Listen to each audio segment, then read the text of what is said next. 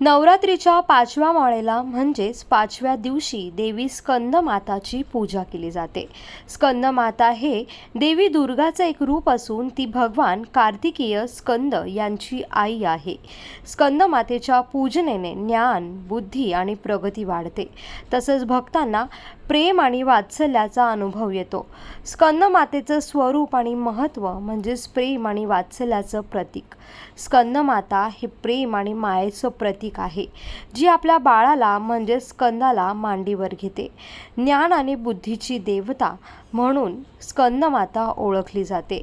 या देवीची पूजा केल्याने भक्तांची बुद्धी आणि न्याय वाढते, ज्यामुळे त्यांना योग्य तो निर्णय घेता येतो. प्रगतीचा मार्ग स्कंदमातेची पूजा केल्याने खुला होतो.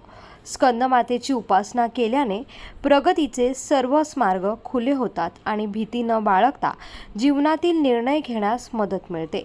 नवरात्रीचा 5वा दिवस स्कंदमातेस समर्पित असून या दिवशी देवीच्या कृपेने भक्तांना ज्ञान आणि बुद्धी प्राप्त होते, ज्यामुळे त्यांच्या जीवनात प्रगती होते.